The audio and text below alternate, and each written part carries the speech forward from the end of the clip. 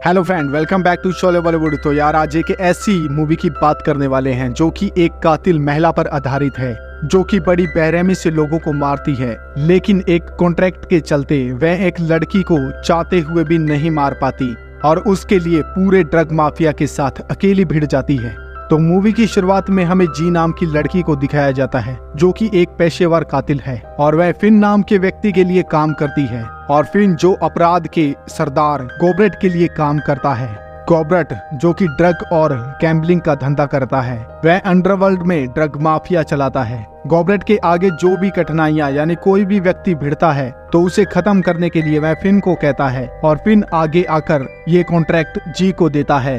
और इस बार जी को नाइट क्लब में ड्रग गिरोह के सदस्यों को मारने का ऑर्डर मिलता है। जी गैंगस्टरों को नाइट क्लब में जाकर खत्म कर देती है, लेकिन वहां पर एक जैन नाम की लड़की जो कि वहां पर गाना गा रही थी, वह इस लड़ाई में घायल हो जाती है। उसके सर पर चोट लगती है, जिसकी वजह से वह अपनी आंखें खो बैठती है। और यहाँ जी को ऑर्डर होता है कि क्लब में जितने भी लोग हैं तुमने सभी को मारना है, लेकिन जी जैन के ऊपर दया दिखा देती है और उसे छोड़ देती है। जब इस बात का फिन को पता चलता है तो वह जी को उसे दोबारा मारने के लिए भेजता है। तो जी उसे मारने के लिए दोबारा हॉस्पिटल में जाती है। वह जैन को मारने के लिए उसकी दवा में जहर का इंजेक्शन भर देती है। तभी जैन जी को कहती है कि क्या तुम मेरी बात मेरी माँ से करवा सकती हो। उसकी इतनी बात सुनते ही जी का दिल पिघल जाता है। वह दवाई की सप्लाई को बंद कर देती है और ठीक इसी टाइम वहाँ पर एक पुलिस इंस्पेक्टर जिसका नाम से है वह पहुँच जाता है। से ने एक ड्रग माफिया के बंदे को मारा था जिसका नाम कोको था। कोको ने आखिरी बार बात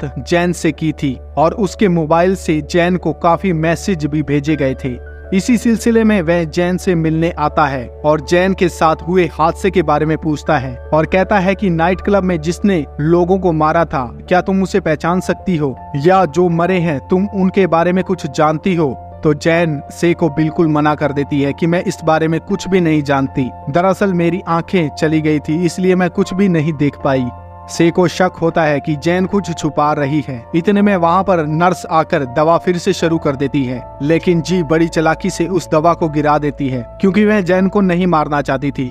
और से के पूछने पर जी बताती है कि मैं यूएस एम्बेसी से हूँ और मैं इनकी मदद के लिए आई हूँ। तभी इन दोनों में बातें होती है और ये बातें करते हुए बाहर जाते हैं। तभी यूएस एम्बेसी से को फोन आता है और उसे पता चलता है कि एम्बेसी से यहाँ पर कोई भी लड़की नहीं आई है। तो फिर से जी का पीछा करता है, लेकिन इतने में जी यहाँ से भाग जाती है। इसके बाद हमें फिन और गोब्रेट को दिखाया जाता है, जिसमें गोब्रेट फिन को कहता है कि मेरा ड्रग प्रिंस की जहाज से चोरी हो गया है और ये चोरी किसने की मुझे नहीं पता, और इस चोरी से लगभग मुझे $75 मिलियन का लॉस होने वाला है और ये लॉस मैं नहीं झेल सकता। तुम जल्द से जल्द ये चोरी किसने की इसके बारे में पता लगाओ। और इसके बाद में इसी चोरी के सिलसिले में से प्रिंस से मिलने के लिए पहुंचता है और उससे पूछताछ करता है कि आखिरकार तुम्हारे प्लेन में चोरी कैसे हुई और उन्होंने तुम्हारी कौन सी चीज वहां से चुराई। क्या तुम किसी भी चोर के चेहरे को पहचान सकते हो। वह चोरों की कुछ तस्वीरें दिखाता है, लेकिन प्रिंस उसे मना कर देता है कि मैं इनमें से किसी को भी नहीं जानता। प्रिंस उससे कहता है कि मेरा कुछ भी चोरी नहीं हुआ, मैं इन लोगों को नहीं जानता। लेकिन से को पता था कि प्रिंस पूरी तरह से झूठ बोल रहा है। और फिर से गोब्रेट की फोटो दिखाता है और उससे पूछता है कि क्या तुम इसे जानते हो। तो प्रिंस बिल्कुल मना कर देता है।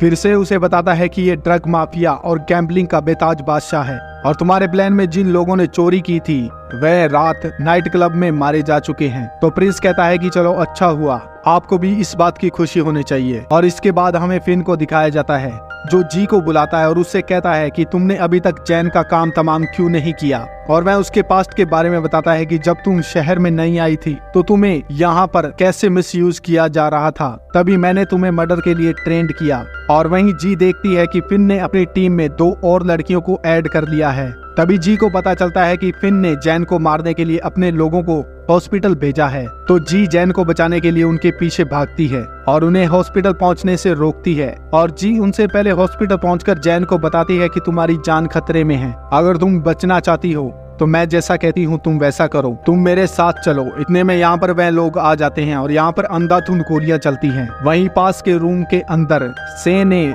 जिस टाइम कोको को मारा था उस टाइम उसका दोस्त घायल हो गया था और उसी का पता लेने के लिए वह हॉस्पिटल आया हुआ था। और वह वहाँ पर गोलियों की आवाज सुनता है और बाहर आता है और फिर हमलावर पर गोलियां चलाने लग जाता है। तभी इसकी नजर जी पर पड़ती है। यहाँ हमलावरों को घायल करने के बाद जी जैन को एक रूम में लेकर जाती है। तभी इनके पीछे इंस्पेक्टर से पहुंच जाता है और इनको गन पॉइंट पर लेता है और से जी को कहता है कि तुम बहुत बड़ी कातिल हो, लेकिन तुम इस लड़की को क्यों बचाना चाहती हो, तुम्हारा इसके पीछे क्या मकसद है, और माफ करना, तुम्हारे गुनाह ऐसे माफ नहीं होने वाले। क्या तुम अब अच्छे काम करने वाली हो। इतने में यहाँ पर हमलावर दोबारा आ जाते हैं और फिर से और जी दोनों मिलकर इन हमलावरों को जान से मार देते हैं। तो जी से को गन से बेहोश कर देती है और जैन को अपने साथ अपने घर ले जाती है और फिर उसे सरवाइव करने के लिए थोड़ा ट्रेंड करती है। और दूसरी तरफ हमें गॉबर्ट और प्रिंस की मीटिंग को दिखाया जाता है, जिससे गॉबर्ट प्रिंस को पूछता है कि तुम्हारी जब इन्वेस्टिगेट से कर रहा था तो तुमने उससे क्या कहा। तो प्रिंस कहता है कि मैंने कुछ नहीं कहा, उसने मुझसे बहुत से सवाल किए लेकिन मैंने उसे मना कर दिया, पर अब मैं इस मसले से बाहर निकलना चाहता हूँ, मैं अपने देश वापस जाना चाहता हूँ। तभी कॉर्पोरेट को इस बात पे बहुत गुस्सा आ जाता है और इसी कारण वह प्रिंस को मार देता है। और दूसरी ओर जैन जी से पूछती है कि तुम उस रात नाइट क्लब में क्या कर रही थी, क्या तुम उन लोगों को जानती हो। तो जैन उसे मना कर देती है। फिर ये दोनों अपने अतीत के बारे में बातें करते हैं। तभी जैन को पता लगता है कि नाइट क्लब में जिन लोगों को मारा गया था वो जी ने मारा था। वह जी से पूछती है कि क्या तुमने उन लोगों को मारा था। तो जी कहती है कि हाँ, मैंने उन्हें मारा था। लेकिन जी जैन को कहती है कि तुम्हें फिन क्यों मारना चाहता है, तुम्हें इसके बारे में क्या पता है। तभी जैन उसे बताती है कि मैं शहर में बिल्कुल अकेली आई थी और मेरे पास खाने को कुछ नहीं था, मेरे पास काम नहीं था। तभी कोको नाम के लड़के ने यहाँ पर रहने के लिए मेरी मदद की थी और वह मेरी बुकिंग अलग अलग होटलों में गाने के लिए करने लगा। लेकिन वह ड्रग गिरोह के साथ काम करता था और उन्होंने एक जहाज से ड्रग चुराए थे और कोको की वजह से मैं वहां पर फंस गई थी और चोरी करने में मैंने उनकी मदद की और उसी रात हमने वह ड्रग कहीं और शिफ्ट किए थे और फिर नाइट क्लब में आए थे। तो जी उससे पूछती है कि वह ड्रग आखिरकार कहाँ पर हैं। तो जैन कहती है कि मुझे कुछ याद नहीं, लेकिन इतना पता है कि पेरिस में वह एक गाड़ी के अंदर किसी गैराज में है। तो जी जैन को कहती है कि मैंने तुम्हें जिंदा इसलिए छोड़ा था कि मुझे लगा कि शायद तुम बेकसूर हो, लेकिन तुम भी इस चोरी में शामिल हो और तुमने भी इनका साथ दिया था और अब तुम्हें मरना पड़ेगा। वह उसे मारने के लिए एक चर्च में ले जाती है, लेकिन वह उसे मार नहीं पाती। इतने में फिन यहाँ पर आ जाता है और वह जी को कहने लगता है कि तुमने मेरे 2 आदमियों को हॉस्पिटल में मार दिया जो मेरे बेहतरीन शूटर थे।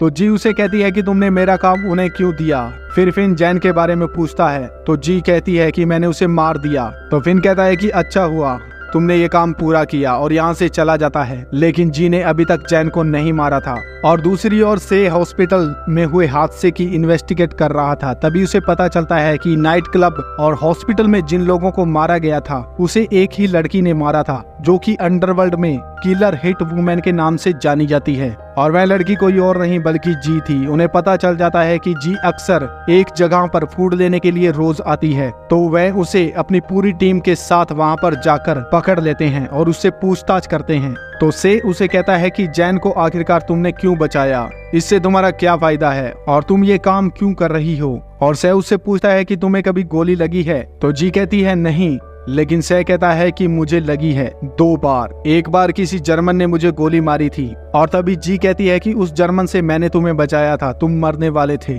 तो से कहता है कि क्यों, तुमने मुझे क्यों बचाया। तो जी कहती है कि मुझे सिर्फ उस जर्मन का टारगेट मिला हुआ था और कुछ नहीं। तो से जी को कहता है कि शायद हम लोग एक जैसा काम कर रहे हैं, लेकिन अब तुम बताओ कि जैन कहाँ पर है। तो जी कहती है कि मैं जैन के पास तुम्हें ले चलती हूँ, लेकिन वह जाते हुए इनको चकमा देकर यहाँ से भाग जाती है। से उसे शूट कर सकता था, लेकिन वह रुक जाता है।